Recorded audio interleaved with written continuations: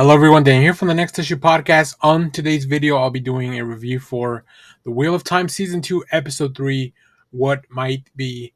This is directed by Sana Hamri, written by John McCushion.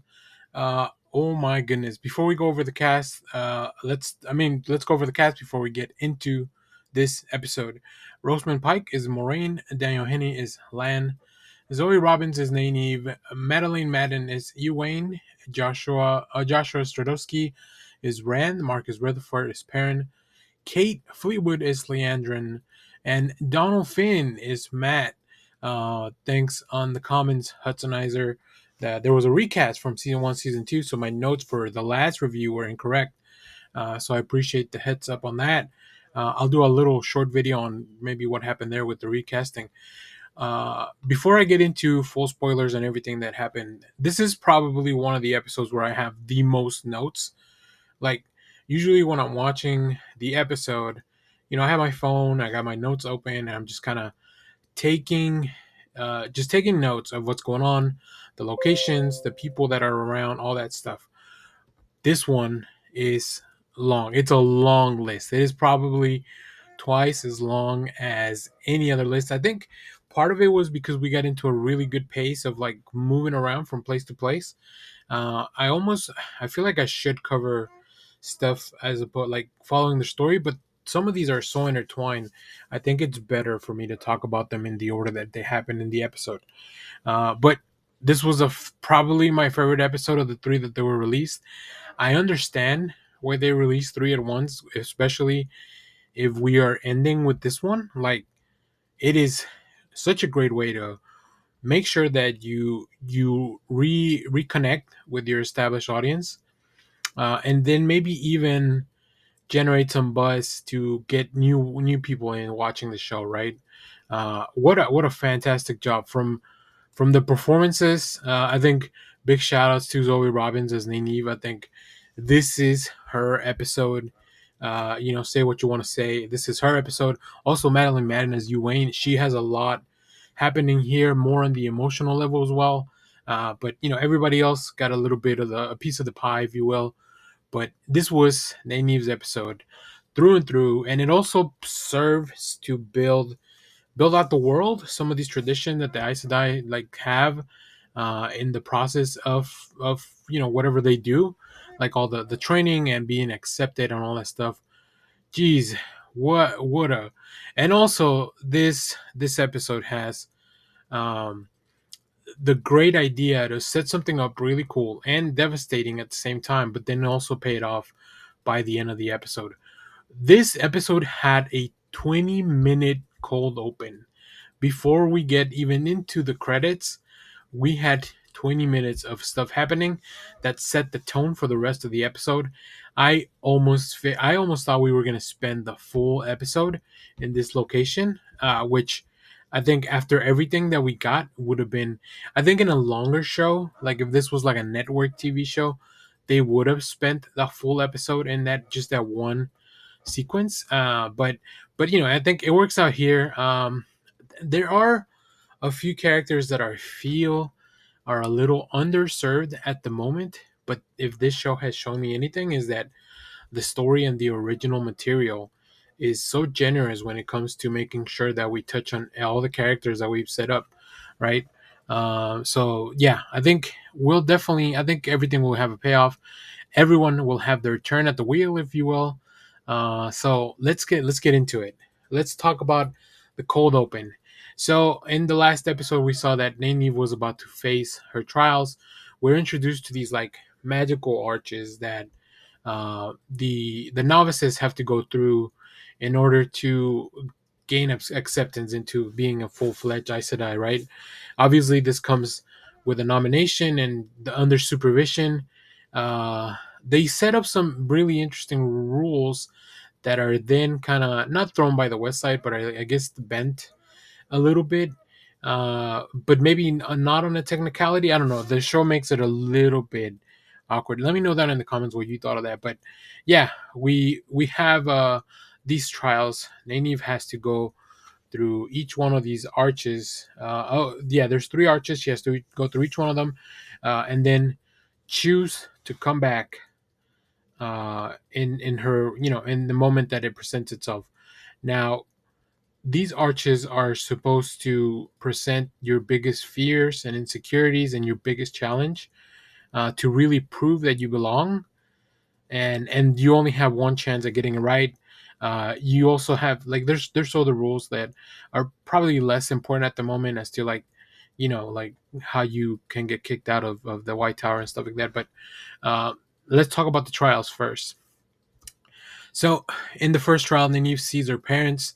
They are ambushed by like a million bandits. Like, I'm not like, it was a comically a large amount of people that were ambushing them.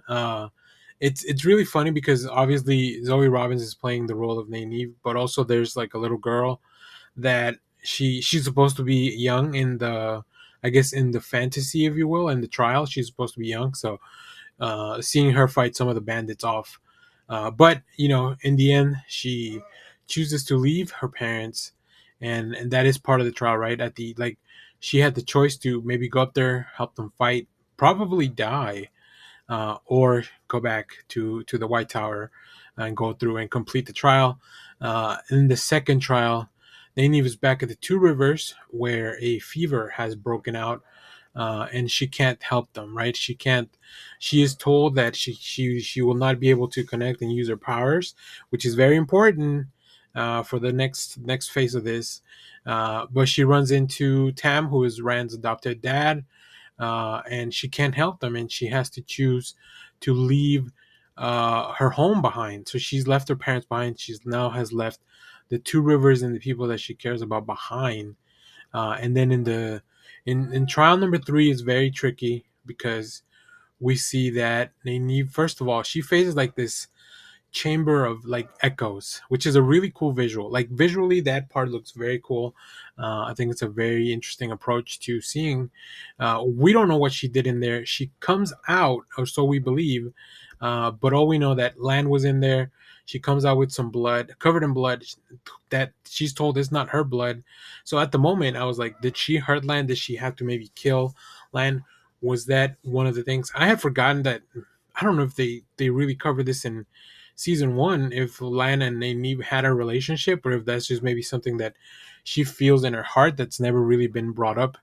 I don't know. Like, fill me in the comments. I'm really lost in that part, and I didn't go back to check before going into this one. So, but then she comes out and she chooses to leave the tower behind, or so we believe. Like, this is all still before the credits even roll, which is fantastic. Just a really fun way to unpack all this stuff, unpack this world, unpack what's going on with these arches, like the true power of this test, right? And Eve runs into Lan as they are going into the tower. Now, we as the viewer know that Lan and Moraine had a fallout last episode, so it would make sense for him to come to the White Tower as he's going after her. That's where she was last headed. Um, and they run into each other, and they choose to leave everything behind and just get together. Now, for a second there, we as the audience see the portal open back up. So that's an indication that the test was still going, right? Her first coming out of the thing and not remembering what happened, that was still part of the first part of the trial. And she comes back out, and she chooses to stay with Lan. She doesn't even, it's almost as if she doesn't even remember she's in this test, right? Maybe to in her head she thinks that she's already done it, which that's what we thought until we saw the thing. So it was a really, really fun misdirect. I i got very giddy when I saw the thing. So yeah, it's crazy. Like, in my notes too, I also thought, like, did Leandrin take her there on purpose because she wasn't ready to kind of like get rid of her? I don't know. I don't trust Leandrin at all. She's probably like the most, yeah, the character that I hesitate the most to get behind. So that, like I said, that was all before the cold open. That was all before the credits, and then we finally get into it. We are already 10 minutes into this video, and I haven't like we haven't even gotten past the credits. So I'm gonna speed it up for everything that's not really Nene related, because this is really her episode. We stop by Tom and Head with Perrin. where Una refuses to take the oath of Lady Suroth, and he's brutally killed. Like gruesome shit happened in that one. That was crazy.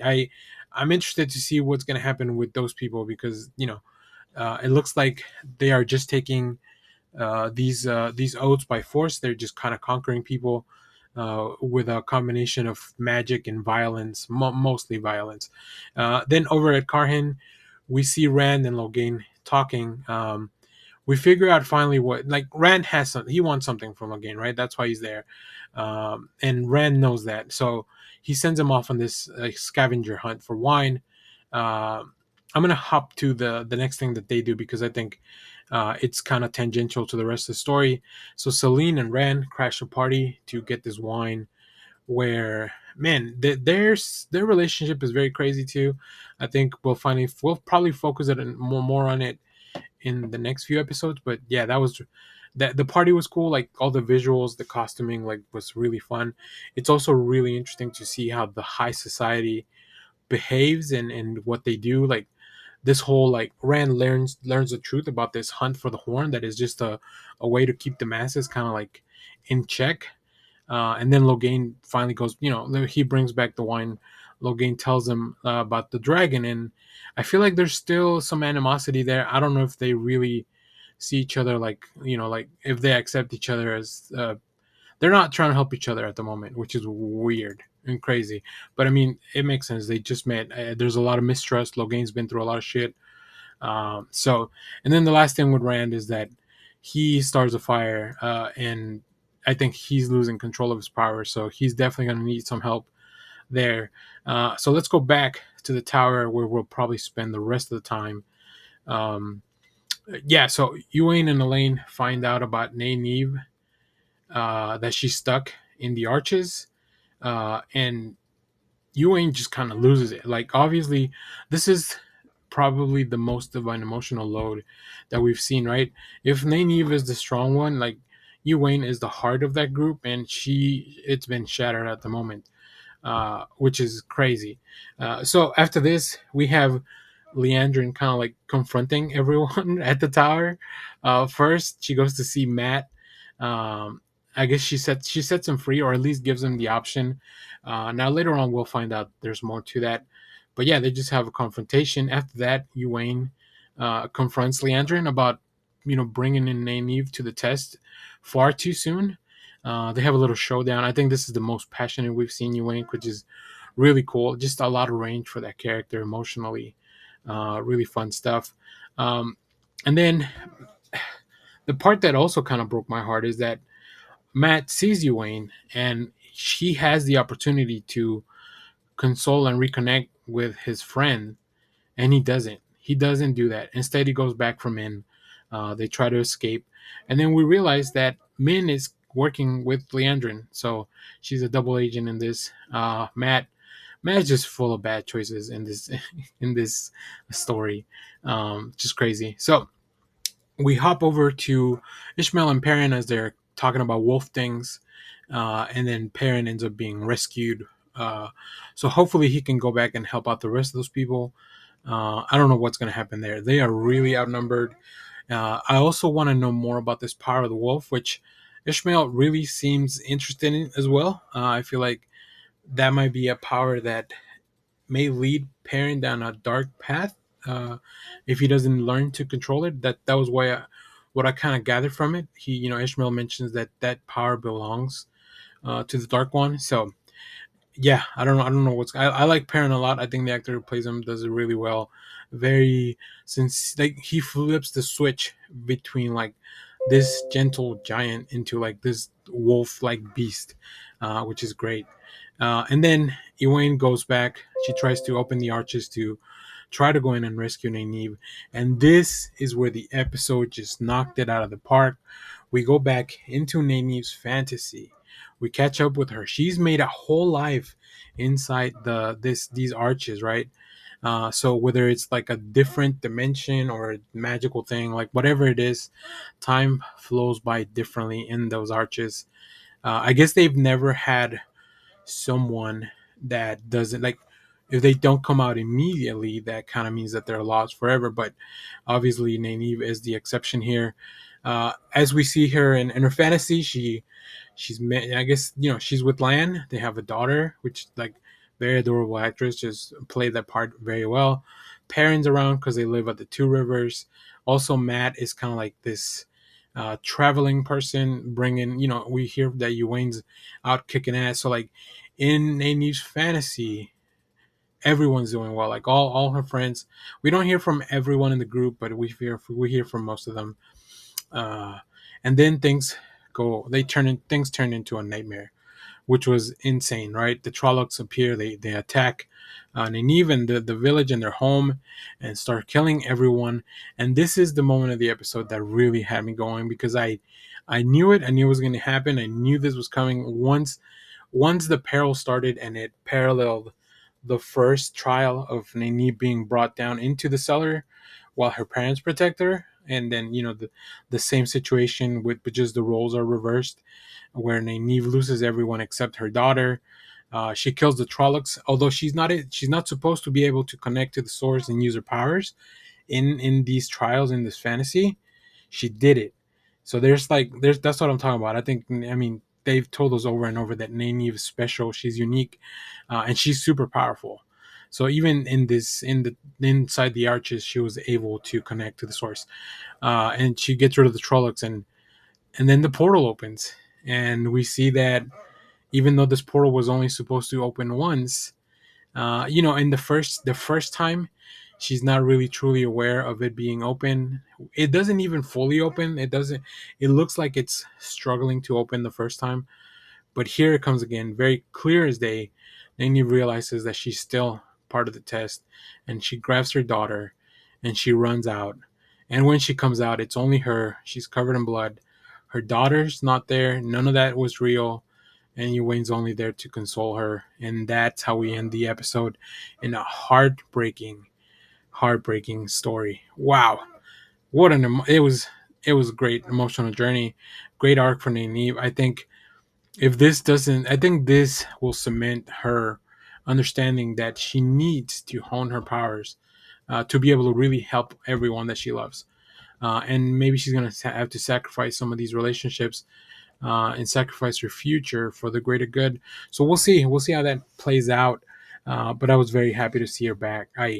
I'm so glad that it all paid off in one episode. It was great. It was great to see. This was a fantastic episode, and I can't wait for episode 4. I saw the preview. I won't really talk about it, but I'm very excited. We'll get more things moving, and we'll catch up with some characters that we didn't really see in this episode. So there you have it. There it is. Let me know what you thought about this episode and the series overall, like as far as we are right now, down in the comments. If you're a reader of the books, what did you think once you like? Is the revelation the same? Like the trials, do they happen the same for Nynaeve? Like, let us know what you thought of this revelation when you first were reading it and you first ran into it.